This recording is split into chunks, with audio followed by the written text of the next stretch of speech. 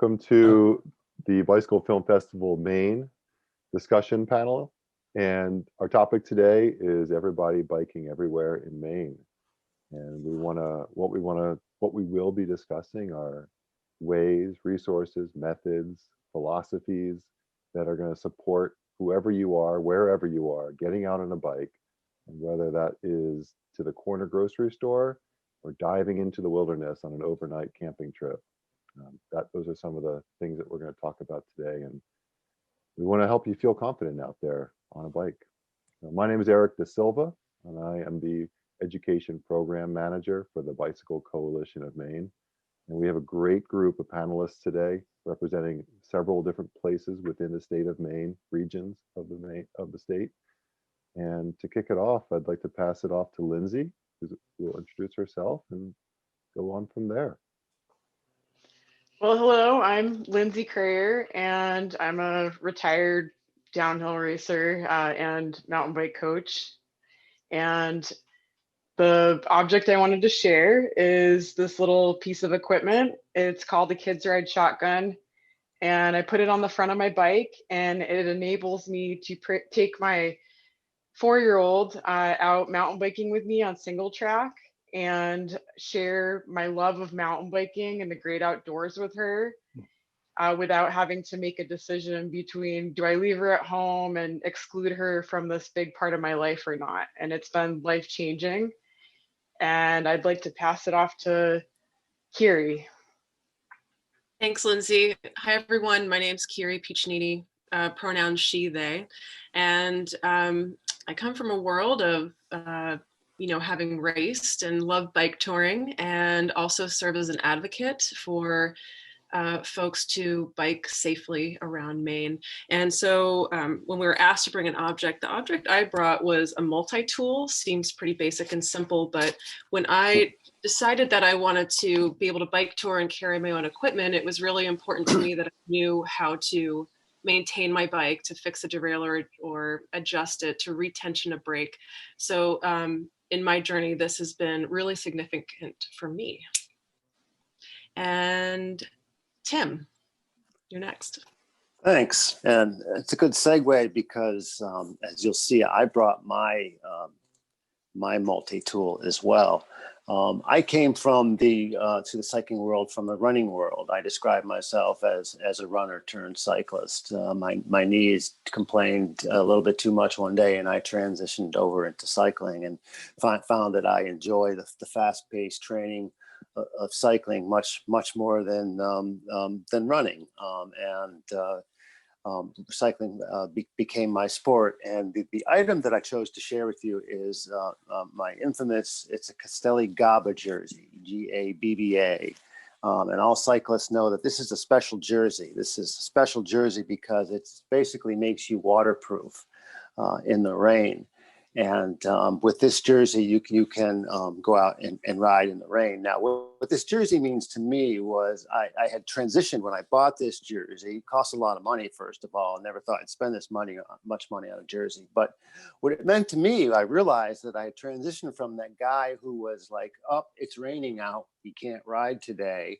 You know, that old thing that used to say that, rain cancels the ride. I had transitioned from, no, I got the gear for that. And that was reinforced when I lived in Ireland for 5 years, and I brought this with me and bought 3 more while I was there, because in Ireland, just like any place and just like any sport and just like any time on the bike, you just got to get out there and do it. And there's no bad conditions, just bad gear, some people have been known to say. But I'm known in my family as waking up, looking outside the window, seeing that it's raining outside, and sort of smiling with a wicked smiling thing. It's a Gabba day. It's a Gabba day.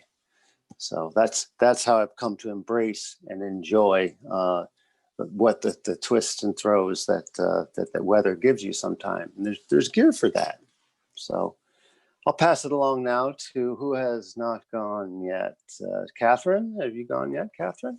I have not. Right. Thank you, Tim. And hi, everybody. My name's Catherine Ingraham. I am a town and community planner.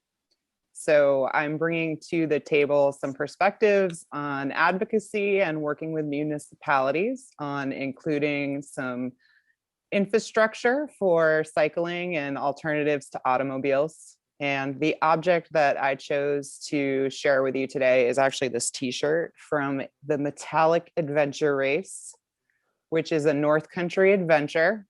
It is a multi-sport race. Cycling, mountain biking is a huge part of it. In one section, you actually can't ride your cycle. You have to push it up about 1,000 feet on this ATV trail and then bomb down as fast as you can. And super fun.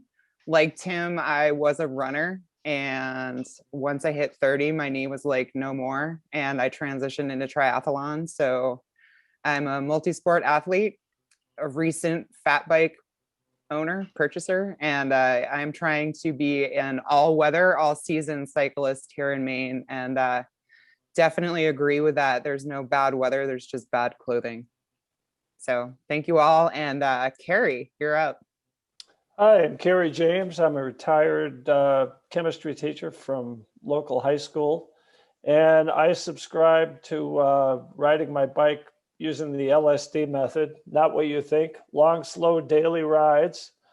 And I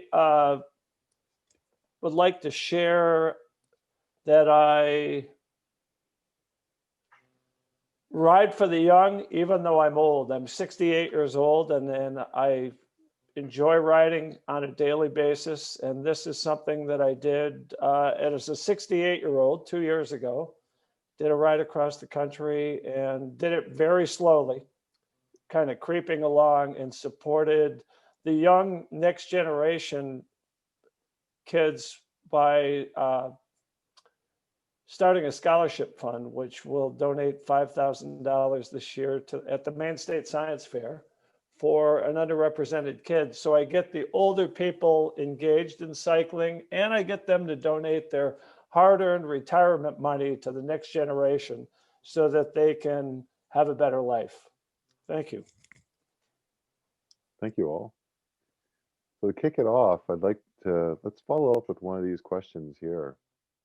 Kiri, in your experience, I see that you used to race on the velodrome, and then you were a bike courier in a rather large city, and so you've had a lot of experience. And now you live in a place where bicycling is still a big part of your life. What do you think? What has been one of the bigger challenges that you've seen for yourself, or maybe for others in your community? Well, I think to start, I'm sorry, I have to say I've never been a bike messenger, but I had a community of friends in New York that were messengers. So sorry if that got confused. I didn't race too long either, as much as I'm not a huge racer, to be honest. So somehow there must have been some wires crossed. Sorry, Eric. However, I did serve as a volunteer mechanic for a nonprofit organization there called Time's Up, and teaching people how to ride a little more, like how to do so properly, how to fix their own bikes.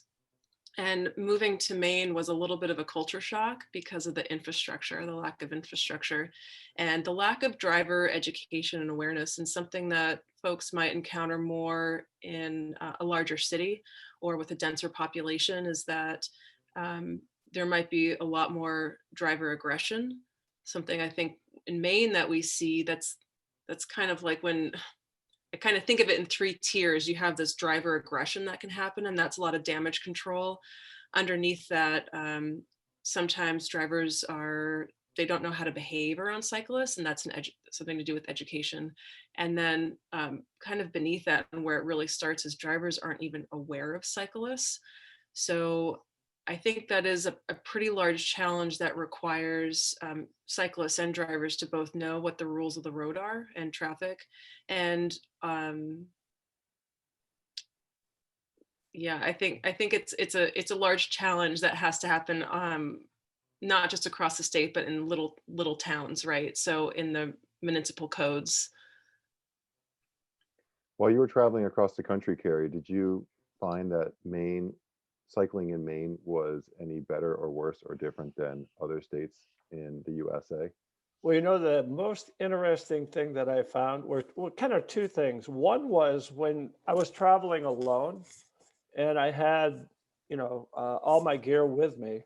And I noticed that the riding on the road, that the traffic, the people who were driving are actually respected people that were carrying equipment and kind of stayed away from you as a result of carrying all this extra gear with you.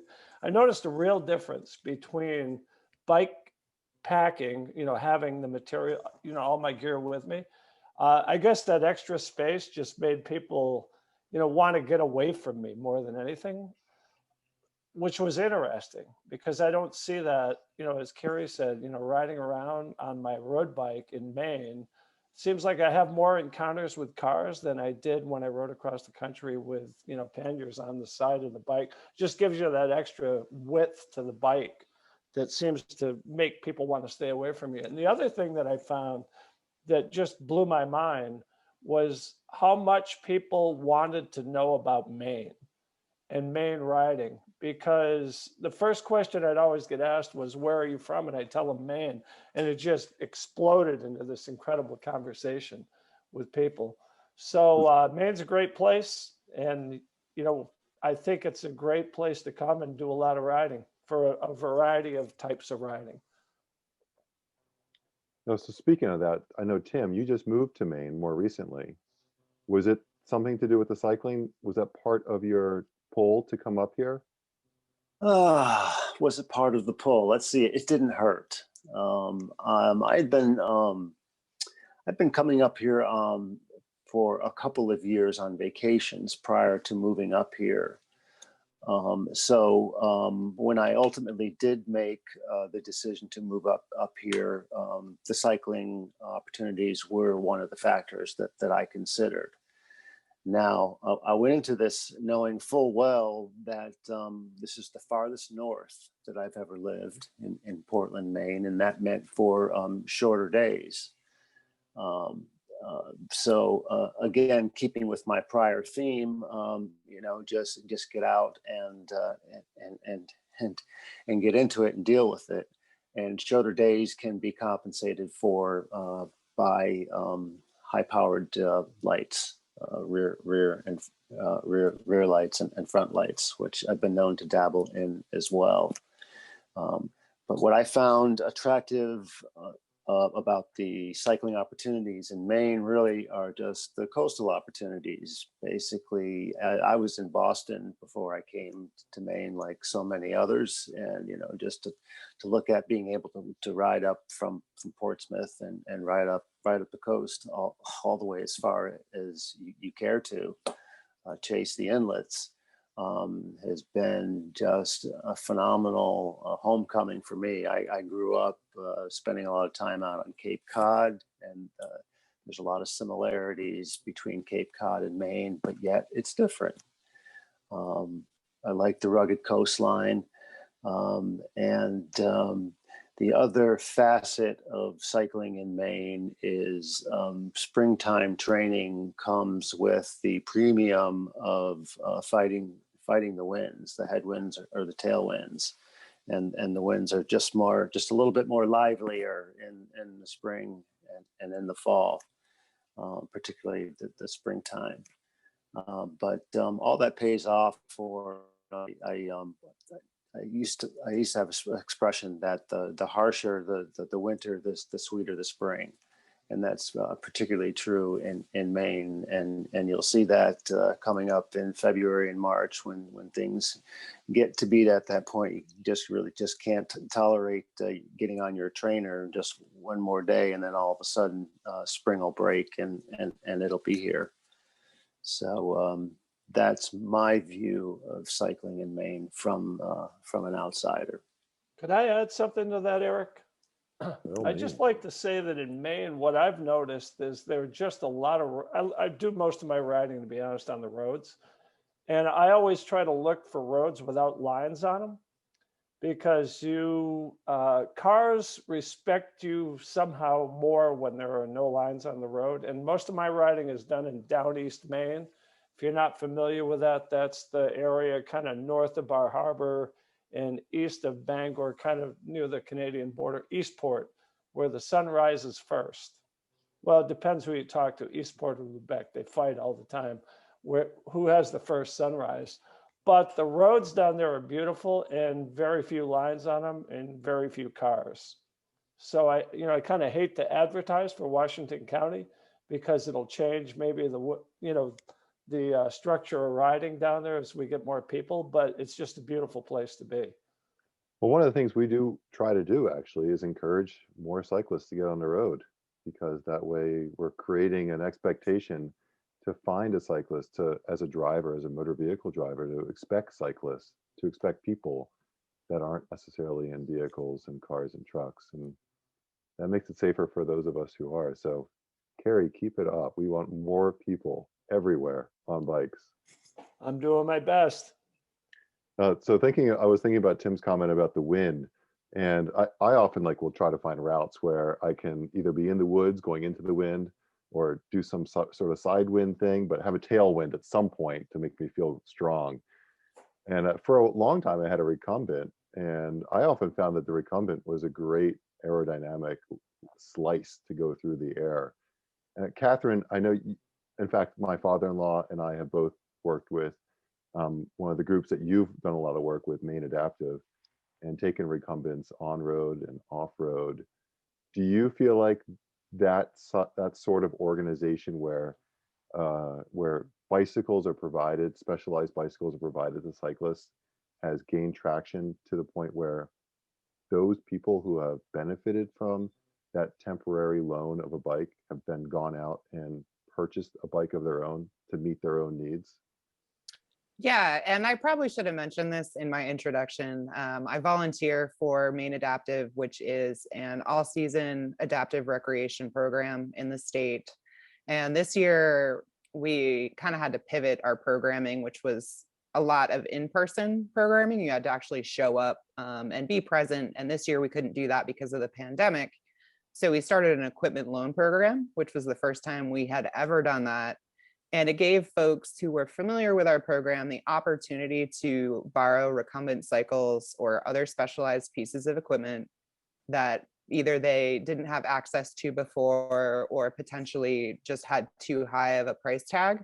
Many recumbent cycles cost, 2 to 3 times as much as a 2-wheel bicycle. And as a result of the equipment loan program, we actually had a few of our participants apply for grants and receive funding to purchase their own cycles.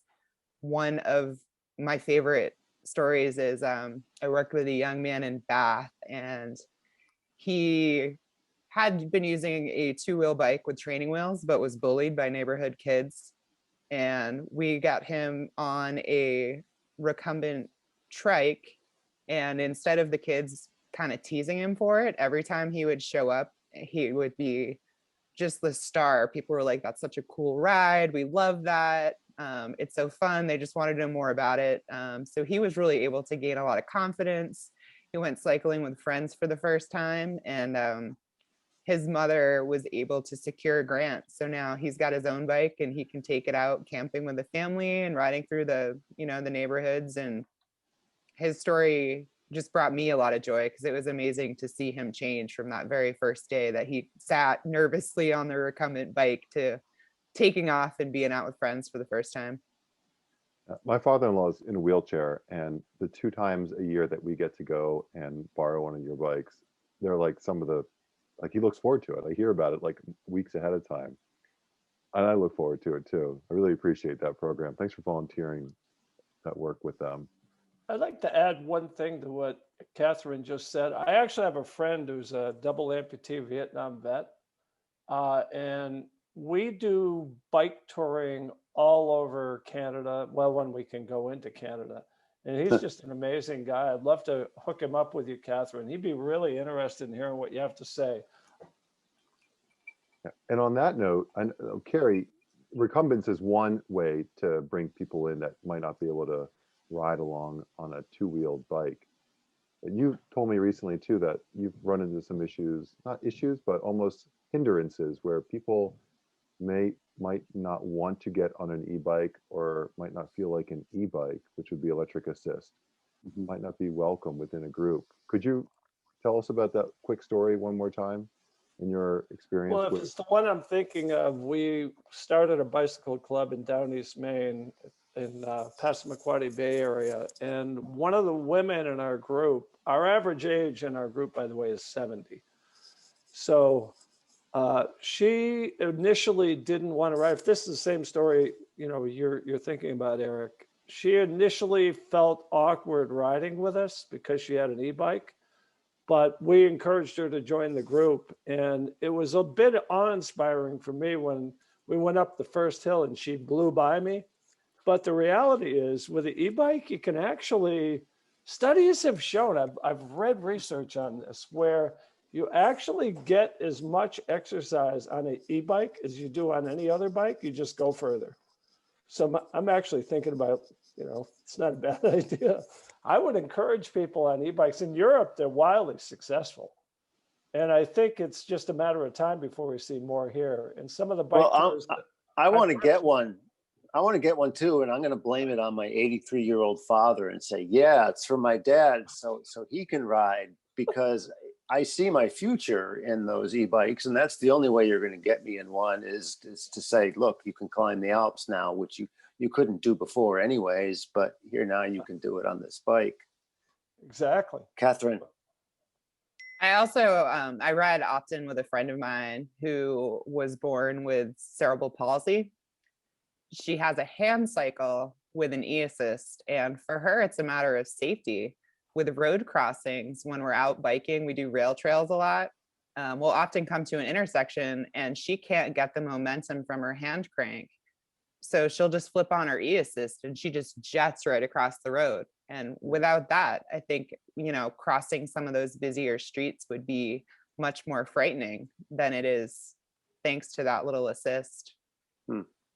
One thing I have noticed in our group is the bike is heavy. So at the end of our ride, it takes a couple of us to lift it up into the vehicle. But that's the only drawback I see, other than, the battery discharges. And when that happens, you're out of luck. But you have to gauge your ride based on, I think that in her particular case, I think the range is something on the order of 50 miles. Eric, you'd know more about that than I do. I'm not sure. Yeah, I think 50 is almost like a baseline. Okay. Some of them are twice that now. Okay. Depending on the quality of the battery, or really depending on how much money you want to spend. What it often boils down to, more money equals more range. So Catherine, I guess I had a question. If you think about e-bikes and what Eric just said, the expense of those bikes, is that really going to limit, what people are going to be able to do in terms of utilizing e-bikes? And how do you make definitely. that available to elderly people? The cost could be just prohibitive. Right. And certainly each bike, I think, has a different electronic component. So the prices range pretty drastically. I think a standard one, and Eric, correct me if I'm wrong, is around a couple $1,000s. So that's in addition to the cycle. So it's a big barrier for a lot of people, certainly the cost. I know there are veterans programs, then there are adaptive programs that provide grants so people can secure cycles and e-cycles. I'm not certain what that opportunity may or may not be for older folks. Certainly that's something that I think would be an opportunity for some funders out there, especially in Maine, as we have an aging population. Exactly. Yeah, I think the quality e-bikes are expensive. We're starting to see a lot more generic, not popular branded bikes come out that are around $1,000. We haven't really had them out long enough to know what the quality is. They're probably good enough for getting around town. Probably not something that many people would want to do a long ride with. When it comes to e-bikes, like one of the things that I actually go through, I think I've ridden them and they are pretty exhilarating. When I think about one of the other placements for e-bikes, it's often with the youth, like in a family setting. I can push my kids up hills to keep them with me, or I can literally attach their bike to my bike to keep them with me. but I haven't seen a kid e-bike. Something that's a fine line. I want our kids to get stronger as they ride, not give them e-assist. But I really enjoy the idea of bringing family along. And like Lindsay, I take my kids too. Um, Lindsay, when you take your 4-year-old out, what are this is like a really intimidating thing. I have 3 kids now, and it's like only with my 3rd kid that I finally feel like the confidence to do this. With the first one, I had always said I was going to do it, and I couldn't get it done. But what are some of the things that you do to actually like prepare to make sure that a ride with a 4-year-old is going to be successful for you and for the 4-year-old as well? Well, I'll say I've been riding with my daughter. Her name's Saffron. Since I waited till she was a year old because the doctors and the helmet companies all say that you shouldn't even jiggle your kid around until they're, old enough to hold up their head and all that. And I did ride a little bit with her in like one of those Bjorn things, but just really gently, super short rides. And when I moved back east and moved to Maine, I got a trailer and I started riding with that. And she was still in diapers and still needed to eat like all the time. So I'd have to bring extra clothes, the diapers, milk, snacks, things for me. As a cyclist, you have to, bring your own things too. And so it was definitely like extra preparation. As she got bigger and she's now on that little seat that I showed, and I wanted to go off of the road and off of the bike path and the double track, I had to transition to different bags. So I use bike packing bags, and that's what we put she's potty trained now, fortunately, but we What's still a bring, bike packing bag, Lindsay? I should have brought one over, but so I have a seat bag. There's also panniers that go like on either side of the wheel, the rear wheel or the front wheel. And then I have this like really big handlebar bag. So we use the handlebar bag and the seat bag right now. And I was able to take her on a Maine hut trip and bring like a double sleeping bag and a change of clothes and our food for the night, like in just those 2 bags. And moving forward, we're going to be using a trailer cycle. So it's like a half of a bike that attaches to the back of the parent's bike.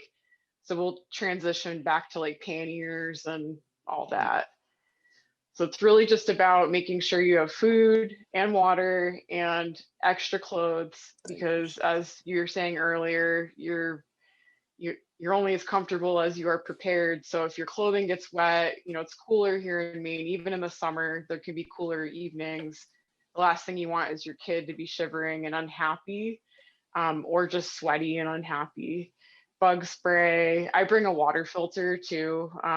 In the winter, sometimes I'll bring a stove. Just depends how long we're going for. Yeah, Kat, you're muted.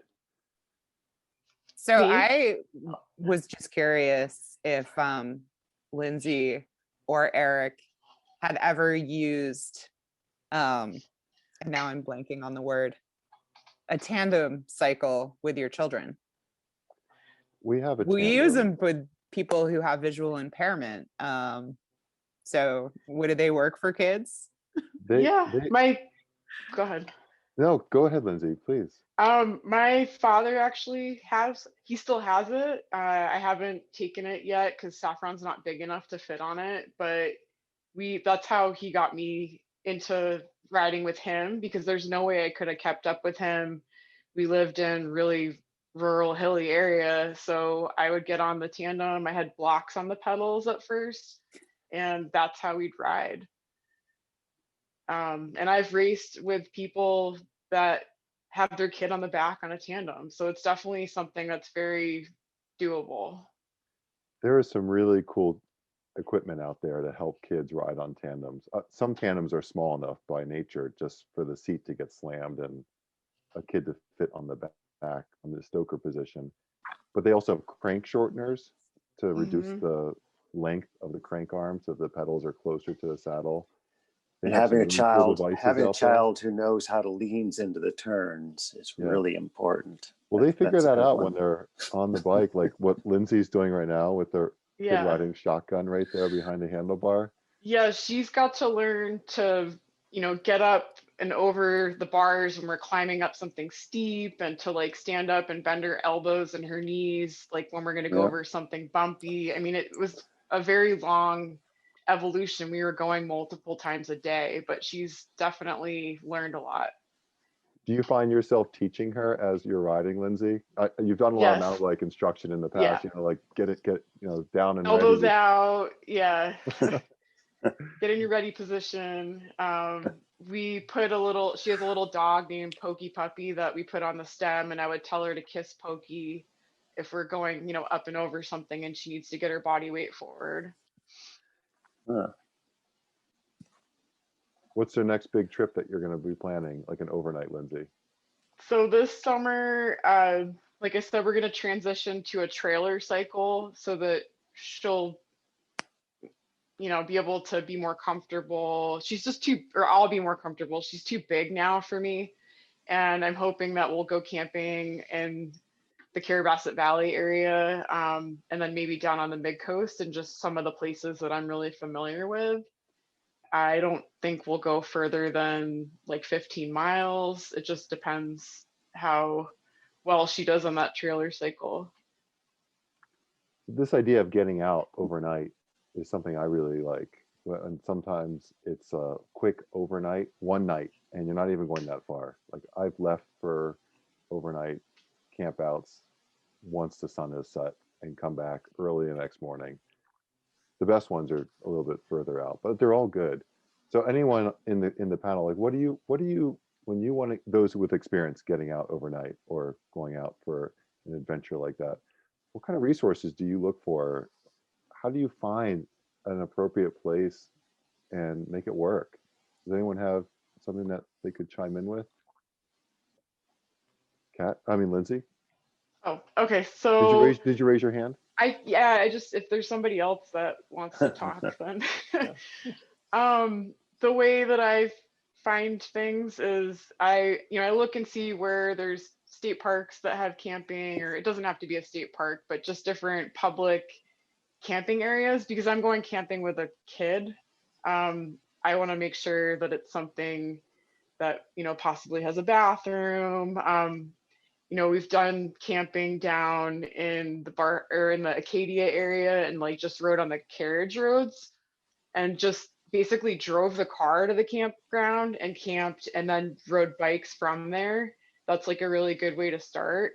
Another good way to find places to camp is to just ask the bike community here. Many people that bike also camp.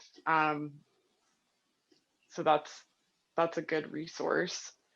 But like the Maine.gov website has, like a section that's land use and camping and all the parks and all that. And they've got a pretty good listing of everything that's available in that regard. And most of those places have trails. So you could do some kind of, like I said, whether it's car camping and riding from the car and then building up to, leaving the car and riding out somewhere with all your gear and camping and then riding back.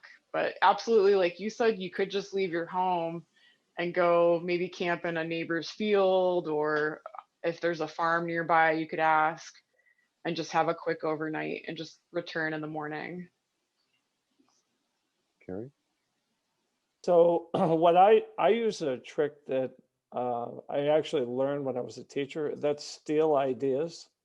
And I find that a good place to steal ideas is Ride with GPS is a really good one.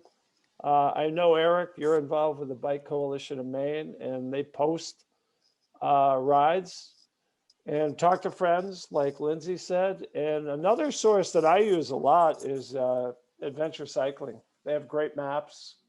And you can generally find things on Strava, different places where you just see places where people have been and comments that they've made. And then, the aspect of kind of taking it to the next level and going on an adventure. I know I went on one with with Eric this summer, and people a good 30 years younger than me, and they were nice enough to take me along and kind of wait for me, because I was going about half their speed. But I think it's really important to look at all the resources that are available. And places like Bike Coalition of Maine are terrific for that. If you're not familiar with it, that's a great site.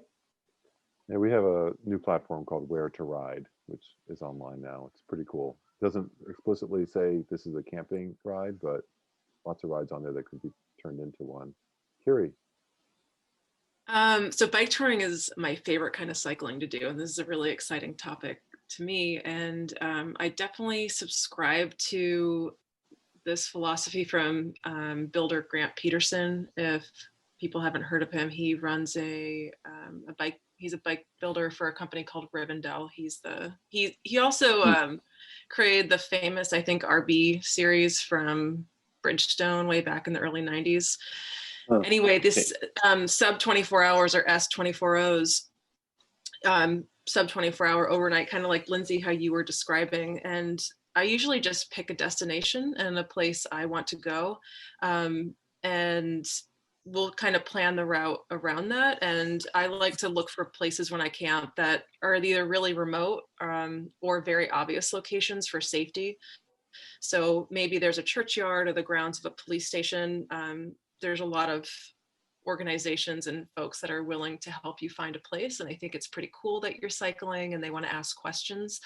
If you really aren't into the camping, there's always bed and breakfast around. This is, of course, talking about non-COVID area times, probably when you're going to stay somewhere. Yeah. But another resource that I can't tout enough is Warm Showers. It's a nonprofit foundation, actually based out of Boulder, Colorado. And it's a network around the world of cyclists who host and guest, and you can do both. The organization really recommends you host. And there's quite a lot of hosts here in Maine. I've been hosting for over 10 years.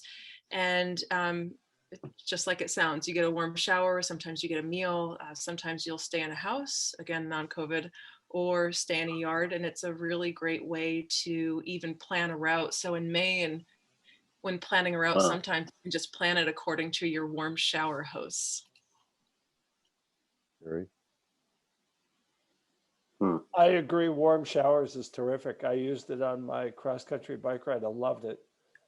It's kind of hit or miss, but I agree. Bike touring, bike camping, whatever you call it, is just such a great experience. When I first tried it, I actually had no idea whether I'd like it or not, but I just absolutely fell in love with it, and I can't get enough of it now. And there's so many people out there that are so supportive. I had a hard time turning people down because everyone wanted me to stay at their house when I was riding, like multiple times a day on a cross-country ride. People would, I couldn't buy lunch, I couldn't buy dinner. Everyone was buying everything for me and inviting me into their house. It was just amazing. Just an incredible shout out to the Hispanic people in the Southwest too, and what they did for me. They were absolutely the best people. I loved it. Kat, did you want to add something? Yeah, Maine has kind of a unique land use history where there are tons and tons of privately owned lands that are open for recreation. So know before you go.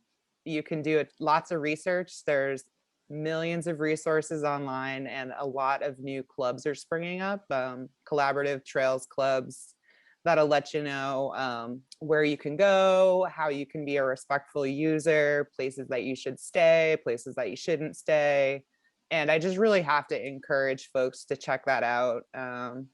There's a new initiative called Ride with Gratitude, and that's coming out of the Bike the Borderlands, which is a collaboration between Maine, New Hampshire, Vermont, and Quebec.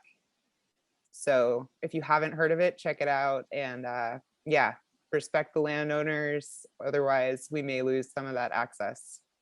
Yeah, that's a good point. Thanks, Kat. Yes, Carrie. You are muted, Carrie. So people, there are people out there that are challenged by reading maps and following directions. So there are apps out there that you can get that actually will show you the route that you're on and a dot as you're riding that kind of take the surprise out of navigating with a map. Personally, I love maps, but there are people that have trouble with finding their directions or reading maps, and those are available. I know Adventure Cycling has them for routes that they sell maps for, and it's pretty useful.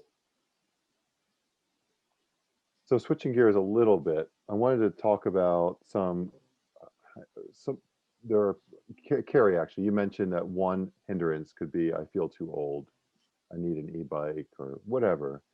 I know, Tim, you actually organized rides as part of an American Heart Association. And I believe you suffered from a stroke at some point. Correct. You must also, and so personally, you've got experience with coming back from a rather severe medical condition. And you probably know people that have perhaps suffered more than you have from those same health conditions. What sort of advice can you give someone who might even feel like their body has become too delicate to get back on a bike? Well, first of all, let me say that I was extremely fortunate in that while I had a stroke and it was a life-changing event, the deficits that I incurred were minor compared to some of the other folks that I've met throughout recovery and some of what they've gone through. So I was very fortunate in that my stroke was not heavily impacted, but I was one of those types of person that what happened to me was I had a stroke while I was driving and I passed out as a consequence and crashed my car. And in that car crash, I broke my back.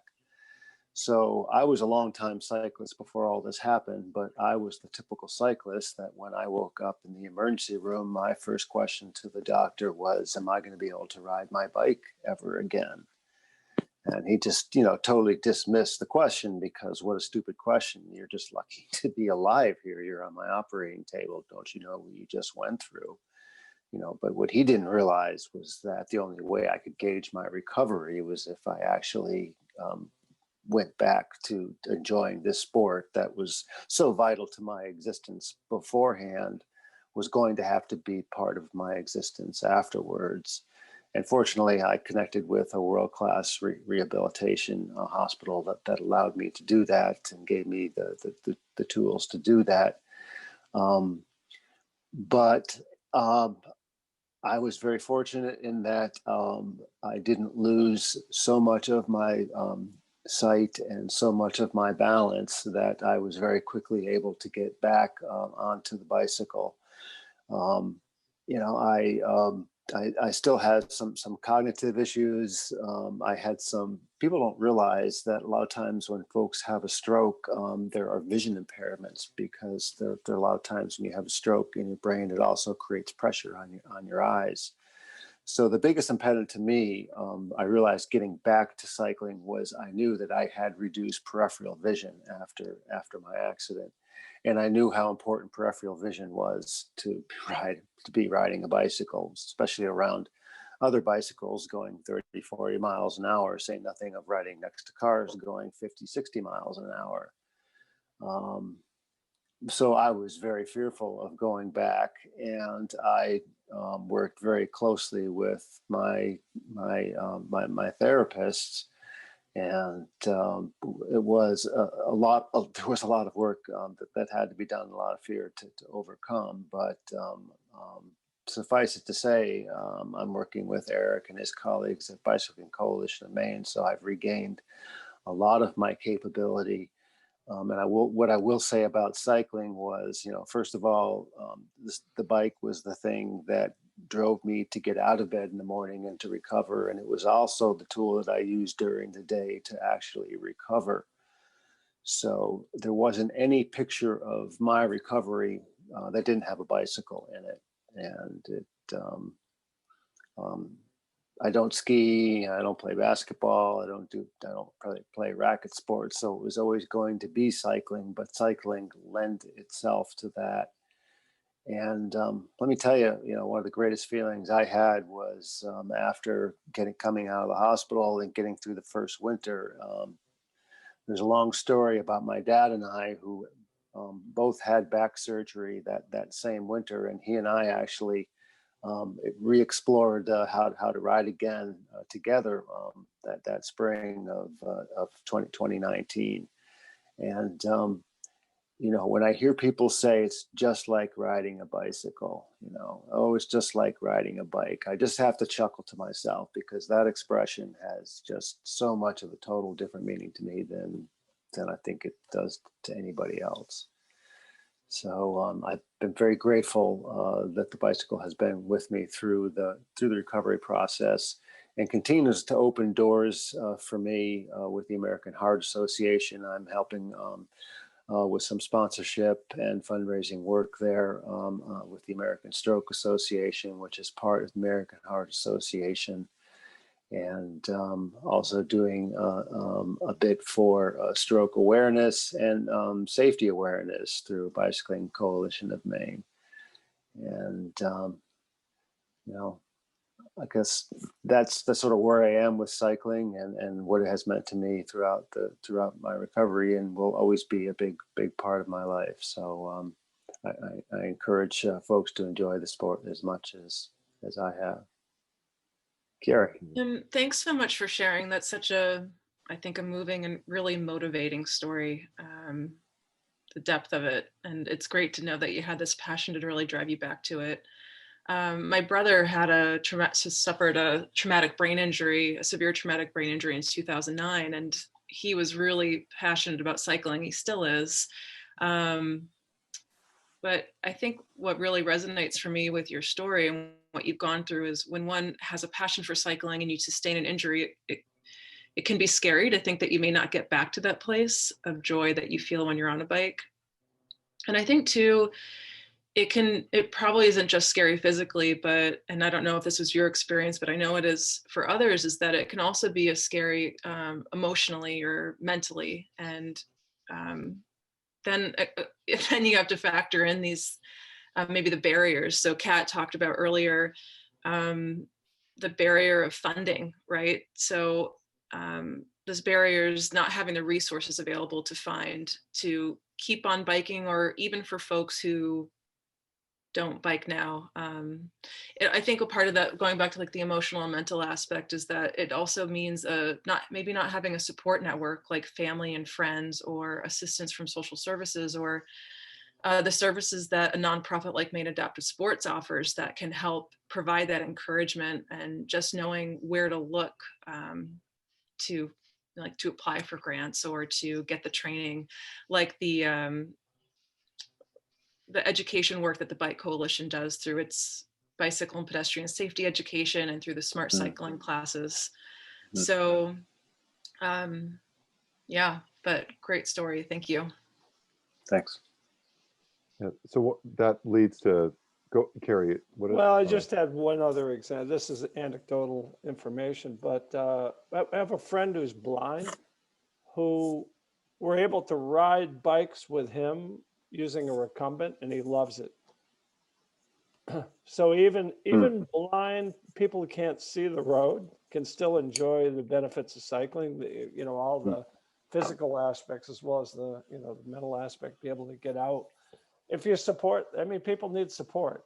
And one other instance, I have a friend who had a bad accident, and he was up this past summer, and it's just a matter of getting people into situations they feel comfortable with, and then they can build up to something. So for him, just the thought of being on a road, he was in a car accident, but the thought of cars is just petrifying to him. So you got to put people in the right situations.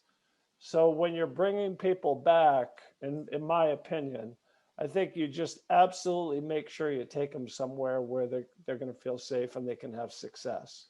I think those are the keys.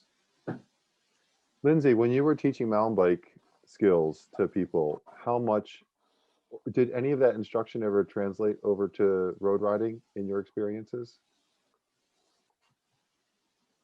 I only taught mountain bike skills, but we focused a lot on body position. So I think anyone who's taken a mountain bike skills course is going to have better handling skills on a road bike as well. Um, that being said, I didn't ever teach anything about road safety. I did, kind of volunteer with situations where that was going on, but that was never something that I was an expert at. I found that oftentimes like the best place to start with someone who might be hesitant to get on a bike is not necessarily on a mountain bike, but on off-road areas, away Yeah. from moving traffic, other traffic, and to give them the confidence to be on a bike and learn how to control it, that they are strong enough to go up a hill, give them that confidence to then go to the next step. And so one of the things I really was hoping to cover here is we've been talking a lot about amazing and awesome, let's get out there, go for longer rides, overnight rides. What about someone who hasn't been on a bike very much and is hesitating to go out and just go down the road to get something? What do you feel like the best advice for someone in those shoes would be? Go ahead, Carrie. You're muted. What I've done with our group down east is you start off with, a 10-mile ride. If we even went that far, 5-mile ride might take 2 hours. And the key is, again, the support. And what I do with the group, we encourage everyone of any age. We tend to get really old people like myself. And I think you got to build a sense of community. And the people come in and they realize that if anything goes wrong here, there's someone behind me who's going to take care of me, who's going to get me through this. And you stop, you encourage people to go at their own pace. Bicycling, cycling is for everyone. That's the motto of what we do. This is something that anyone can do, but you do it at different levels. Harry, don't be intimidated. Sorry, building on that, my partner is a advocate as well. He went through the community spokes training program that the Bicycle Coalition of Maine offers, and he wanted to do a critical mass ride and decided, well, that sometimes that has political connotations that it might not be viewed warmly. So instead he started just a slow ride, and he holds it every month under the moon. And everyone, kind of what the values that you're espousing is that you're going to take care of each other. So people take turns as being a leader. And if there's someone got stuck at a stoplight, everyone's going to wait on the other side. And it's really the same. And I think there's just groups like that, probably throughout the state. Thanks. Probably groups like that throughout the state. Kat? I was just going to add to that. There are a ton of local bike shops, and many of them host different rides. So it can be a little intimidating, I'm sure, to show up for something if you have never been before and there's a group of people there. I did it a couple of years ago when I moved to the community where I live now. I showed up for their slow ride. They did it one night a week, and then they did a fast ride another night. And people were just so warm, so welcoming. It really is about building community and, building relationships. I've seen that grow over the past 4 or 5 years that I've lived here, and expand from road rides to mountain bike rides. And now there's a fat biking community.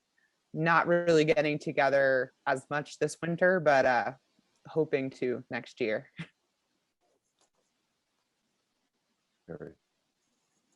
Make sure I'm unmuted here. So this is a shout out to Eric. I mean, Eric has been, I have to say, Eric, I mean, you've had a major influence on me thinking about cycling, because he's taken me on some trips. I got to admit, I was intimidated when I went out. But I found that everyone was there to support me. And when the going got tough, on a day when it was pouring rain and my hands were freezing, who was there to, to change the tire for me? It was Eric, with a sense of humor. And, I can't tell you how much I appreciate that. And we can all do that for each other.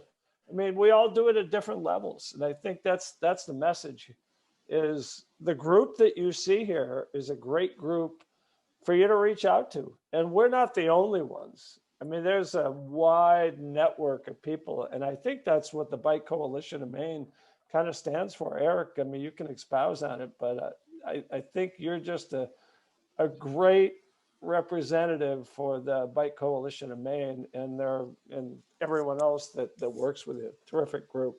Well, thanks, Carrie. Yeah, our goal is obviously we want to see more people get on bikes, however, and provide support for whatever they need.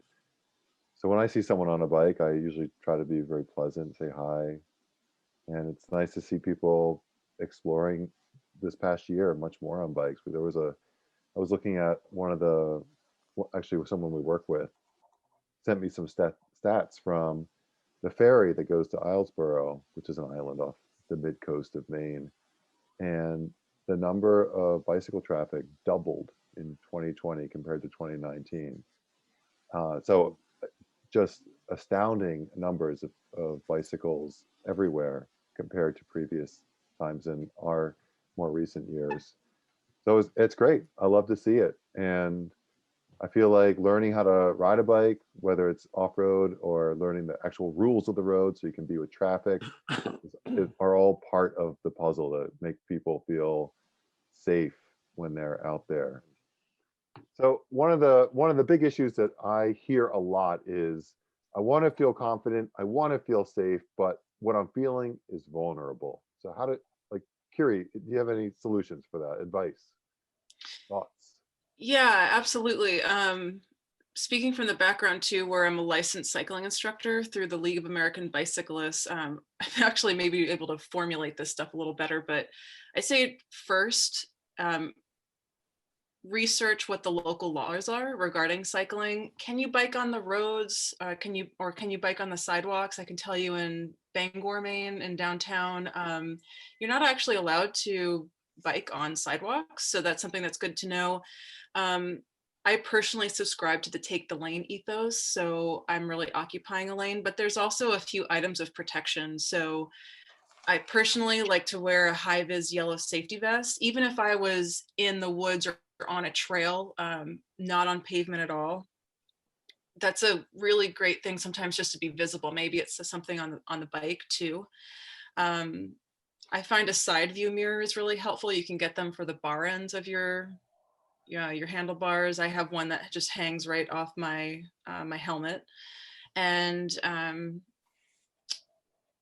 yeah, I think those are some things. I kind of just want to delve into, and maybe we'll each be able to talk a little bit about safety or feeling vulnerable in the preferred kind of cycling we like to do, whether it's mountain biking or road, etc. But in terms of touring as someone with a uterus, I've been touring since 2008, and I'm pretty fearless. I also really like biking alone. I don't like to bike in heavily populated areas sometimes either. Like I did a trip to Ireland a few years ago and went through the northwestern part of the island. And I camped 75% of each voyage by myself. So I think that there's this thing that if you have any trait that can be viewed as a susceptibility, maybe someone identifies as female or gender expansive, they have a disability, maybe you're an older individual, or your race, ethnicity, you might just be keen more on what those vulnerable, what that vulnerability is. But a tip also is just be aware of your surroundings and research where you're going, whether it's here in Maine or probably really elsewhere too. Just being aware of what customs and perspectives are, so you really are attuned. And Kat, I think you had a really good point earlier with the gosh, I can't remember what the term is. I did write it down to look it up later, but this collaborative trail clubs, and even that I think is something that's important for customs here. But just be really aware of where you're going and safety and making yourself visible. I think to add to that, having like an itinerary that you let other people know. So I like to ride. I know I ride with my daughter now, but I'm definitely really into riding solo. You know, if I didn't have her, I'd do like multi-day things by myself. But I would definitely give an itinerary, and I still do it now. Anytime we go out, I just let at least a friend know by text, hey, like I'm going riding, and then that way if I don't come back and they don't hear from me in the evening, somebody has some idea that, hey, she should have, you know, responded by now. Like, what's going on? Because if you go out there and nobody knows where you went or that you went at all, then you might not be missed, unfortunately. And people might not have a great idea of where to look for you or to look for you at all. So having an itinerary and you know, so it's just one person that you let know at least. Great point. There's I know Carrie and Kat, I want to jump in. There's this, I just want to add one thing. There's a really cool app on whatever, smartphones or smart tablets, I guess, but it's called Track My Chore. It doesn't collect data and sell it, but you can actually post all your waypoints on your trip. So you can also include one photo and any kind of any kind of description, like a blog description or something. But that's something I use when I'm touring, so people know exactly where I'm at along the trip. So, Carrie or Pat? Catherine, go ahead. I was just going to jump in Okay. and say technology has come a long way, and I use Road ID. It's a free version of that, works on my smartphone, and it has this cool feature where if you stop moving for a certain amount of time, there's this audible alarm that will go off. So theoretically, if I'm like in a ditch and there's somebody around, they can hear that. But it also allows you to program people in as contacts, and it will send them an alert too if you stop or if you're overdue on a ride. I'm sure there's a million apps out there like that that are free or affordable and, you know, work great for on the road. There's probably a mountain biking equivalent that I'm not aware of. So I have this new device that I bought. I thought it was really not gonna, I wasn't sure if I'd like it or not, but it's Bike Radar. I don't know if anyone uses it, but I love mine. The thing is absolutely fantastic. So it clips on the back of your seat and it picks up, if you're on the road, and it'll pick up all the cars that are coming at you. I don't know if anyone's used it. I absolutely can't believe I ever rode without it. I love the thing. And it tells you the relative speed of the vehicle that's coming up behind you and how many vehicles are there. Unfortunately, it doesn't work in the city. So it'll only work in rural areas, but I would absolutely invest in one of these devices. I think I mean, there's no guarantee that a car would not run into you, but at least it tells you where they are and how fast they're coming. I love the thing. And the other thing I would say about touring, Kiri, is that for me, what I really made myself think about is to stop and look all the time. You know, to always be safe. Don't run lights. If there's a light and it's red, stop. Don't take chances. And the other thing that I kind of been thinking about, and Lindsay mentioned it, is kind of the transition between mountain biking and road biking, and which one's safer? Where do you feel better? Personally, I feel a lot safer on the road than on a mountain bike because I'm old, and when I fall, it hurts. And I tend to fall when I'm on a mountain bike. And I'll give you a classic example. So I had to get a Medicare check when you're 65. You walk in and the nurse says to me, do you fall at all? I said, oh, yeah, all the time. She said, really? You fall all the time? I said, yeah, I fell like at least 15 times last week. And this is on a fat bike in the woods, in the snow. And it's, you fall in the snow. You feel like you fell on a bed of feathers or something, So we need to get the doctor in right away, to check, why are you falling? But when you fall on a mountain bike on, kind of, for me, I'm not a very technically savvy mountain biker. And when I think she saw- came back and told you to adjust your PSI. You're running a little bit too high a PSI maybe. there. You need to soften those tires up. That's the problem. Anyway, so those are my points. I guess I feel that riding on the road is more dangerous because you don't have control over what somebody's going to do in a car. Whereas when I'm in the woods, it is all up to me. So yes, you do need to acquire the skills, have the right equipment, make sure your bike fits, your bike set up properly. Like Tim just mentioned, proper tire pressure, the right kind of tires. Like right now, a lot of places in Maine, you need to have studs on your tires so that you don't hit some ice and fall, because ice is a lot harder than snow. But also knowing what trails you're going to attempt and having the letting go of the ego and being able to just get off and walk a section if it's over your skill level, or if you're just not sure if the wood on the bridge is going to be slippery or things like that. I have a wooden bridge phobia, so I've made mistakes when I was younger and just would go really fast across anything and had hit a few different slippery wood bridges. And so now I slow down, and if I don't feel good about it, I just walk across it. There's no shame. Speed makes up for all sorts of bad decisions, doesn't it? No. So just adding on to what you said, Lindsay, and we haven't mentioned it much, fat biking in the winter on snowmobile trails is awesome for me. I love doing it. And I was out today, and you can ride, through beautiful places. And for me, it feels like it's the same feeling as road riding because it's a wide trail and I feel safe.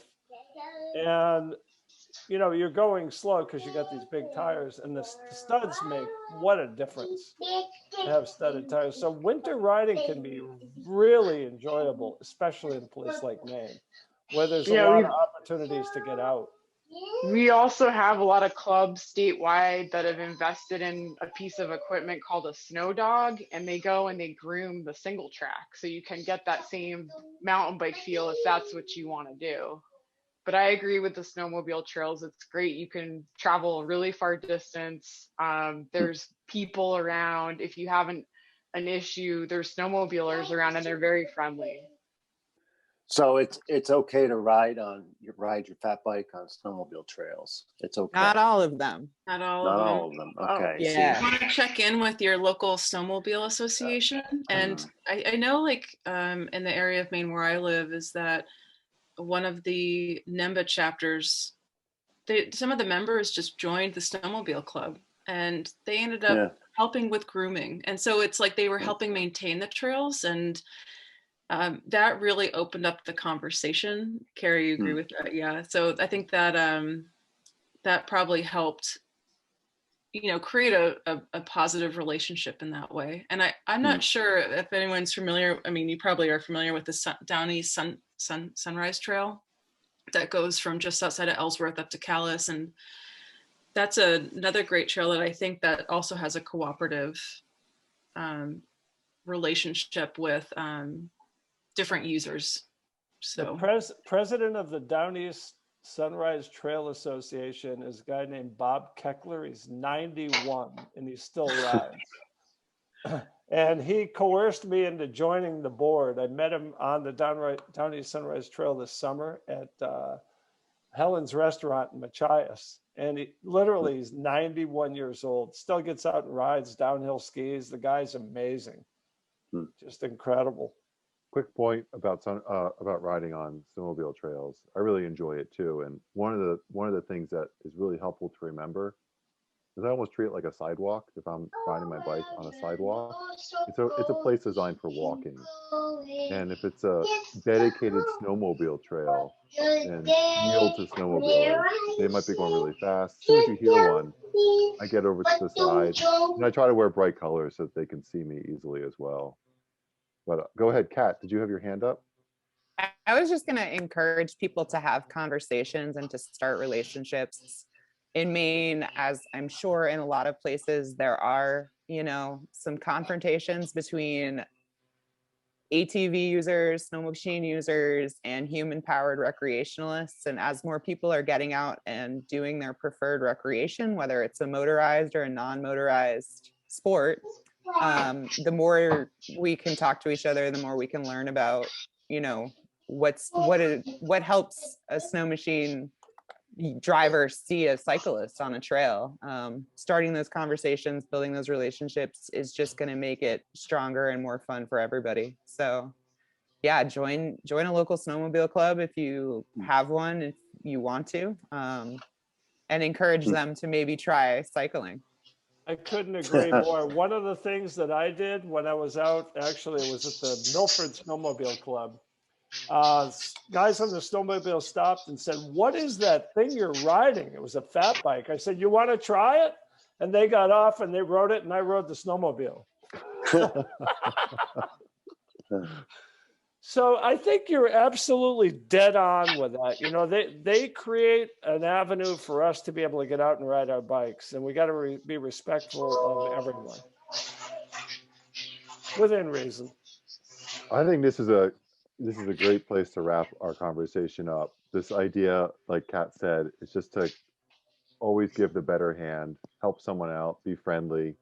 It doesn't have to be a snowmobile or an ATV, or it could be someone that you see at the grocery store that just got on a bike or is interested in knowing how you rode your bike home with these grocery cart full of groceries, which is really a fun problem to have, in my opinion. So yeah, I think they should go to your house, Eric. Eric has about 20 bikes at his house. So if you need a bike to ride, he'd be your guy to talk to. just a quick note, none of them are new or even remotely that new. Are any of them actually complete? I can ride at least a handful, Carrie. Yeah. I'll tell you, biking has made my life. I mean, it's just so many, this is a classic example of how it's done that, meeting new people and, just every day, my life seems to get better as a result of riding bicycles. Really made a huge difference for me my entire life. Having a new bike is exciting, but having any bike is a really great tool. When you go riding at a different location, it's super fun. When you find a new riding partner or you connect with someone in any way, even if it's like Carrie, I love the story of you switching machines with the snowmobiler. It was great. That's just it's just a good feeling that it can just create this community that we're all shooting to develop. Does anyone have any last remarks? This is a good place to end otherwise. Get out and ride. Get out and ride. Yeah, it's only 5:59. It's not even 6 p.m. yet. We never talked about that. Night riding is a blast. And it makes any location feel like a new location, in my experience. Exactly. Yes, exactly. You see a different world. You see all the animals out there at night. It's terrific. So there's a lot of great lighting systems that you can use. And, for a lot of people, especially during the winter, it's dark so early, it gives you an opportunity to get out, and it really makes a difference in your health, and, your general well-being is greatly enhanced. Better living through electricity, as we say here in the Connery household. But my father worked for GE his entire career, so we're a little bit partial towards the electric light. Maine does have has some of the best night skies too for seeing stars. And I came up here to see the Aurora Borealis. I'm waiting for that. It hasn't happened yet. We actually have our first, I believe it's new. You'd have to, I guess you'd have to check to really be sure. So I shouldn't speak, I might be speaking out of turn, but a national night sky park in the Katahdin region. So Katahdin Woods and Water. Sorry to interrupt you, but they did just get that designation. Yeah, dark sky, I think it's what they call it. Yeah. Mm-hmm. Cool. Thanks, Kat. Thank you. This has been a really great experience. Yeah. Thanks, Kiri. Thank you, Carrie. Thank you, Kat, Lindsay, and Tim for joining this discussion.